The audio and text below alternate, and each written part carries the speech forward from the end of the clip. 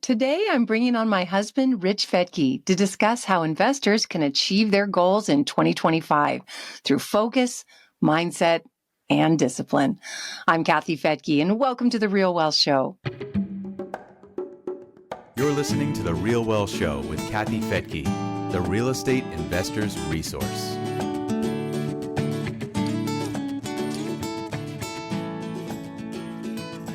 Happy New Year's Eve. I could not think of a better way to exit 2024 and ring in 2025 than bringing in my hubby, Rich Fettke, back on the show. Today's episode is all about combining the ancient wisdom of Stoicism with the modern day investor mindset to build both inner resilience and external success. We're going to dive into the foundational pillars of Stoicism and how they can guide you in creating a disciplined, focused reality. We'll also discuss what it means to cultivate an investor mindset, overcome mental barriers, maintain emotional discipline, and stay committed to your financial goals, even in times of volatility. So let's bring on Rich. Hey. Hey, welcome to the Good Real to Wealth be here, Show. curled up in our little tiny office here. Yeah. So a couple of years ago, during the pandemic, when I was freaking out, and you know what I'm talking about, I didn't know what was happening and where the economy was going and where the world was going. It was a scary time. And I was kind of freaking out. And you've always been my rock, and you've been able to calm me down. Especially in the scariest of times, like when I'm skiing backwards down, a steep slope. Accidentally. Catch me. Yeah, not on purpose. But one of the things, I asked you is, how do you stay calm? And, I think it's something you do naturally, but you were also picked up a book on Stoicism, or you somehow found out about Stoicism and really dove into it. And then you taught me a little bit about that, and that helped me get through the hard time. And actually, it completely gave me peace during a lot of what has been confusing. So how did you first find out about Stoicism? Oh, man. I think it was through Brian Johnson with heroic. Heroic.com. It's, I've been following Brian Johnson for a while with Philosopher's Notes, and he'll take the best books of all time or the biggest books of all time, and he'll do a review of it. Basically, he'll boil it down to a 20-minute audio and like a 4-page PDF. So in that, as he started to introduce Stoicism and how it works and the benefits of it, and that led me to reading books by Seneca and Heraclitus and going down this path really, and then a lot of Ryan Holiday stuff around Stoicism. So that was kind of like the introduction to it. And, but bottom line, Stoicism is like the basis for so much of today's personal development. A lot of Tony Robbins stuff, all this, when you look at it, it's 2,000-year-old wisdom from the Stoics, all about how to handle your inner mind, no matter what's happening on the outside. Viktor Frankl studied Stoicism. He wrote Man's Search for Meaning, all about no matter what happens on the outside, no one can control what's going on between your ears. You have control over that.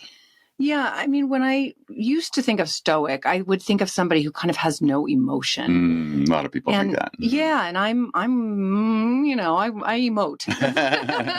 Yeah. And I also, was kind of like irritated because, I was so worried about the election, and I was so worried about this and that, and what's happening in Europe, and what's, all the things that we see all the time. We're bombarded with information, and most of it's scary because headlines are meant to scare you. So you watch, and they can sell advertising because they have your eyeballs. Right. So most things are scary, and we're bombarded with it more and more and more. And I remember you saying, don't worry about it. And I'm like, what do you mean don't worry about it? Like, and he's like, Rich you'd look at me and say, you can't control it. So why are you worried about it? And it's like, because it's my job, right? Yeah. So what did you say to me? Because I think a lot of us feel like, well, if I'm not worried about it, then no one's going to worry about it. It's going to be mayhem. So, but we feel like it's our responsibility. And I'm speaking for myself, but I've heard others say that. So it almost felt irresponsible that you didn't care or worry about it. So what did you mean by that? I think there's a big distinction there is I do care. And yes, you have a responsibility, especially in your role where people are looking to you for news and updates and what's going on with the market and everything. what I was saying is the Stoic way is not emotionless, but it's being able to control your emotions. And so that's the thing. It's like when I say don't worry about it, it was about don't let it bring you down. Don't let it stress you out. Don't let it create mental and physical unhealth. Yeah. Okay. It's like it's how to process it. And we can do that physically through how we breathe. It's huge, it's like tapping into that vagus nerve and through a deep breath and, or even humming, really simple things like that. So you can control that emotion and then make better choices is the bottom line. When you are emotional and things are getting you and you're worried and you're stressed out and everything, we as humans make worse choices. We yell at people. We snap at people. We break things. I'm thinking of our daughter's boyfriend, when he gets upset or frustrated, he'll hit something, and it's like, does that really benefit you, So it's that. It's coming back to those, that the foundation of Stoicism. How about the investor mindset and how Stoicism fits there? Because I'm sure you see oftentimes in the comments, there's people that are just all over the place. So if you even talk about money or having money or getting tax breaks, it really upsets a lot of people. Like, you're the reason the market prices are so high and you're the reason there's no inventory. It's like, me? What did I do? Yeah. Anyway, so, what did I do besides get millions of people excited about investing? Right. No. So how do you use Stoicism when it comes to investing? For me, it's about, wisdom is one of those tenets of Stoicism. Wisdom, being able to make the right choice based on years of experience and collective wisdom from the years, So a lot of times what I'll do is just come back and think about, who am I? How do I want to be? How do I operate? And what I mean by that is, who am I? It's like, if you tell yourself, oh man, I get hooked by that, or that gets me pissed off, or that gets me frustrated, and it shows up as tension, you're clenching your jaw, you're snapping at people, you're worried, you're in this mind spiral, that's a great sign, a physical sign that you can say, oh, wait a minute, I'm hooked right now. And so in Stoicism, they'd be like, it's noticing at first, being aware of, oh, I'm hooked right now, and then having a process for that. And what I mean by who am I, instead of saying, oh yeah, I get hooked by that, I get pissed off or I get frustrated, I have a different inner dialogue that I repeat to myself is, I stay grounded, I stay calm, I stay loving. I am a curious man. I'm a curious person. And so if that's my inner daimon, as they called it in Stoicism, that daimon is that inner voice that's always listening. It's almost our inner wisdom. If I tap into that and it's saying, oh, you're grounded and stuff, that reminds me of, oh, I'm getting hooked right now. Deep, deep belly breath. No one even has to know you're doing it. Yeah. So you can take that deep, deep belly breath, hold it for a moment, and then just let it go. Do like 3 of those. And it's amazing because you're actually physiologically doing something in your body where you're stimulating that vagus nerve that runs from your base of your brain all the way down to your gut. And when you stimulate that, it drops you down into your parasympathetic nervous system instead of the sympathetic, where it's like you're hooked and your adrenaline's going. By getting into the parasympathetic, it gets you grounded and calm, and then you can make a better choice in the moment. So as an investor, if you're all worked up, you're operating from fear or stress, you're going to make stupid decisions. Yeah. But if you can ground yourself in the moment and say, let's get grounded first. How do I want to be? How do I want to handle this situation? What's the most effective way to handle this situation? Yeah, it's interesting having now over 77,000 members at RealWealth, and I don't even know how many have invested in property, but a lot. A lot. And to see different people in the journey and how they respond to the journey of the inevitable. You're going to have vacancies, you're going to have repairs. It's all part of it, right? It's never going to just be somebody rents your house for 20 years and you don't have to worry about anything ever happening. It's almost like I want to compare it to like river rafting, where, you could watch one group of people just struggling and they're falling in the water and they're just like, they're tense. Then this other group that's just cruising on down. What's the difference? Obviously one thing would be one group knows how to do it. So the more you know, the better, right? The more of an expert. I mean, what comes up for me there is the resistance piece. You know, I remember I was with Brandon, our friend, and he was the guide, and we had a whole bunch of guys whitewater rafting in Northern California. We're going down the river, and we came up, and one of the instructions was like, if we come into a big rapid and I say paddle, you got to paddle. And we came up to the big rapid, and a whole bunch of guys just grabbed onto the raft to hold on to their life. And he's like, no, paddle. And then someone said, bring it on. And it was a shift. It's like, everyone's like, oh yeah. And we all just started to dig and paddle, and we made it through without flipping the raft. But it's that thing. It's like, you can lean in and resist and say like, oh, this investment's not going well, or I'm stressed about taxes or whatever it is. And you resist it, and then it hooks you, or you can lean into it. And like I was saying, that mindset of like, nothing can faze me. I'm like a emergency room physician. I'm like a Navy SEAL, you know, it's like the more the stress, the calmer I get. And if you can start programming your brain that way, then when these things come up, you're just like, hey, bring it on. I got this, you know, nothing can faze me. And it seems silly or cheesy, but it's like, it's true. It's like, the more you can start training your brain to be calm under pressure, the more you become calm under pressure.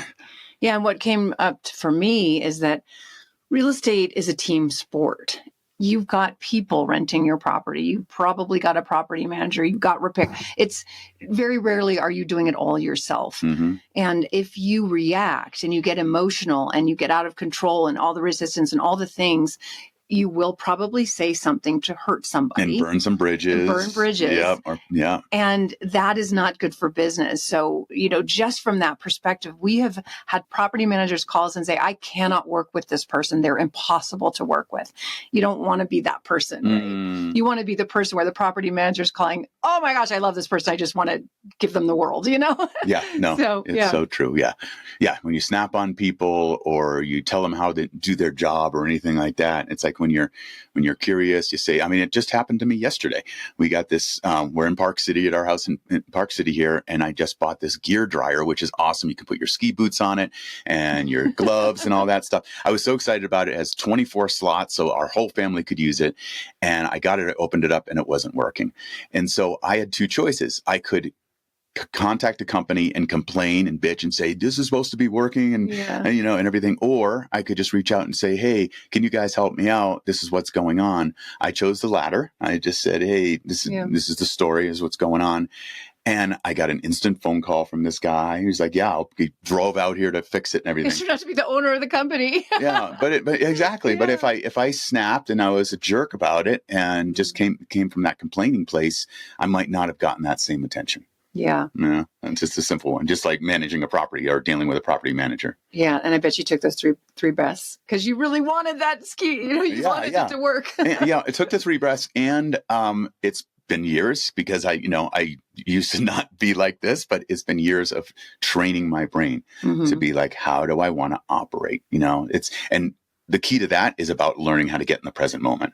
And so often we're worried about the future, or we're thinking about the past. We're thinking about something that frustrates us, or we're worried about not getting another month's rent from our, you know, not having a tenant in place or whatever it might be, or losing all our money. You know, our mind goes into these circles. It's like, oh, there's a $5,000 repair that needs to be made. Oh, I'm losing all my money. This is the worst investment ever.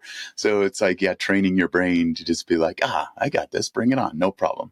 And I really want to clarify that people can change, because you were the guy punching holes in walls. Yeah, you know, put my head through a door and all that stuff. Absolutely. No, you can definitely change. That's what I'm saying. It's like I used to be the most undisciplined person. I used to get, I would snap, I would break things and everything. So I say that I come from a place of like, I get it. Flip people off on the freeway, all the things. Oh, that's right? Chase people down on the freeway. It's like, now it's like someone cuts me off on my in traffic, and I'm like, oh, bless them. They're in a rush for something, and just let it go. And it's a way better, easier way to live. Yeah. Okay. And it really started with you. I mean, I know you've been meditating very regularly, but it's been a process, right? The meditations helped immensely for getting to the present moment. Yeah. Before, like I used to sit down and try to meditate because, personal development people and everything say meditating's great. You should do this. These entrepreneurs say I meditate daily, and I would sit down and my mind would be going all over the place and I would just open my eyes. I'm like, I can't do it. My brain doesn't work this way. I'm too ADHD. And then I started to learn that it's not about having a quiet mind where your mind's not thinking at all. It's about focusing on your breath or focusing on a sound like a bubbling brook or whatever you're listening to. And it's what that does. It gets you, when you're forward thinking, you'll be meditating and all of a sudden you start planning, you're going, my brain will start going to my to-do list. Yeah. Like, I got to do this today. And I'm like, oh, wait a minute, bring it back to the breath. Yeah. And that, again, it changes your neural makeup. It changes your neural connections. The way you're actually wired. You're wired, yeah. You're laying down new myelin in your brain, and those connections in one area of your brain get better. So you learn how to get, it's like, think about Wim Hof, how he's able to actually literally make himself well again. They can give him the rhinovirus and a cold virus. They can inject it into him, and then they'll wait and they'll track his vitals and see, look at his body. And through meditation and focus, he can actually kill that virus. It's amazing. Yeah. We're so much more powerful than we realize. Yeah. Okay. Now let's come back to discipline then. What should investors know about being disciplined investors in 2025? Well, that's a big one. That it's vital. It's, as Jocko says, discipline equals freedom. When you have discipline, when you focus on those things that matter in the moment, discipline is in the moment. It's about making that right choice. Am I going to eat that? Am I going to drink that? And one of those, the tenets of Stoicism is temperance, is being able to temper things and know your bad habits and which ones are hooking you, and how can you keep that in check so you don't go over the top. So, what I love about discipline more than anything, and this, a lot of Kelly McGonigal's a Stanford professor who did a lot of research on discipline and willpower. Her book is called Willpower, The Willpower Instinct. And what she found in her research and her students is that we actually can change our brain, the physiology of our brain. When you do hard things, when you do something that takes discipline, and it can be the easiest thing from, well, for some people, it's not that easy, but getting up at the first alarm, it can be getting that workout in, even if it's for 10 minutes. It could be daily meditation, even if it's for 5 minutes.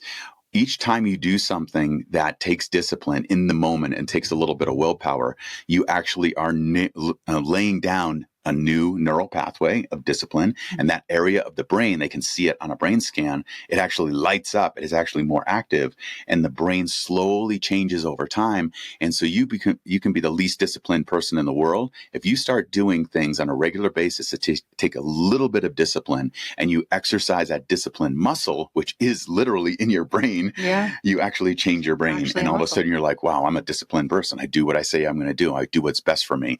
I listen to my inner daimon and do what's that, instead of the little inner gremlin that says, oh yeah, go ahead and have an extra drink. Or so what you're saying is it's actually a compliment when someone calls you a musclehead. Always has been for me. Okay. And then I would say, discipline in investing would include, to me, it's like sticking with your plan, having a plan, and being disciplined with it.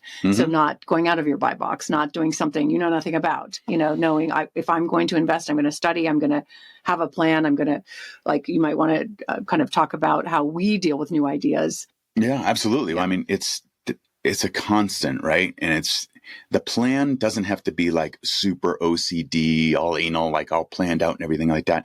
But what it really comes back to is self-reflection. So it's like, what do I want? What do I want my life look like? What do I want my portfolio to look like? Like you said, what's my buy box? So, but so often people are just on the sprint. They're going, they're grinding, they're trying to make it happen. Throwing stuff on the, just jumping into anything and everything. Yeah. And that's the power of coaching. That's why I have a coach. It's someone to ask me those questions I'm not asking myself, It's someone to make sure that I'm taking at least an hour once a week to reflect on how am I doing? How's my life working? With my coaching clients, I always have them send a check-in form once a week. And at the top, it says, how did my week go on a scale of 0 to 10? And that way you can stop and reflect and just say, how was this past week? Oh man, it was like a 6. And then a quick sentence or two about why. But so often we don't do that. We're just going from week to week to week to week, most people, and they're not stopping to think about what's working, what's not working. Yeah. Okay. Well, there's something that you do every year end and at the beginning of every new year. And I want to make sure our investors know that you do a year end completion. So if you want to do your year end completion, that will help with the self-reflection. This is so powerful. Our kids do it every year. They listen to the recording and stop. And, every time Rich asks a question, they fill it out. So this is one of the most powerful exercises for self-reflection. You change it up every year, but it's also similar. But yeah, a lot of it's similar. Yeah, it's the 19th year I've done it. Yeah. I'm getting to today. It will be the 19th year. Yeah, it's called the Focused Investor. This one's part 1, and this is completing your 2024. Mm-hmm. So always great to bookend your year, to look at what worked, what did you learn, what were the big wins. Not only does it make you happier because you get the dopamine and the serotonin, the oxytocin neurotransmitter releases and all that make you feel good, but it also sets you up for a much more effective following year. So for 2025, by locking in and grounding and closing out 2024 with all of your lessons, what worked, what didn't, and what you want in 2025, it makes you way more effective when you do your annual planning for 2025. Yeah. And then, so Rich comes out with the Focused Investor. We'll be having that at our upcoming live event. You can find out about that event at PassiveWealthExpo.com. Rich will be giving his Focused Investor seminar, which is so popular and so powerful. And I'll be doing my 2025 housing forecast. Again, you can find out about that at PassiveWealthExpo.com. It'll be in the San Francisco Bay Area, just right by the San Francisco airport on January 18th. And then we'll have 10 property teams from around the country joining us. They have property management in place. They're able to find properties that cash flow, that are in the path of progress. And you can, instead of having to go to 10 different markets, you could just go to San Francisco and meet all 10 at once. So we're excited about that. Yeah. And connect with other RealWealth members and other investors. And then, that's that's one of my favorite parts about it, is like, you can talk to other investors, like, what are you doing? What's your strategy? What's working for you? What hasn't worked for you? Yeah, that's a big one. It's great. I wanted to say one last thing about the year-end completion, and that involves so much stoicism, because a lot of people don't want to look at the mistakes they made. They don't want to look at where they failed. No. They want to ignore it. And as a Stoic, we need to be able to look at how we did, where we hit the mark, where we didn't. And that's what the year-end completion is about. And that's how it sets you up for the next year. But you got to do the breathing to look and be like, I maybe didn't hit it in this area, but here's how I'm going to improve next year. Mm-hmm. Yeah. So powerful stuff. All right. Well, Rich, always so amazing. Gosh, you never cease to amaze me and impress me. Likewise. 30 years into it, and he's just still my guy, 100%. All right. Thank you so much for joining me here on the RealWealth Show. And we look forward to seeing you next time.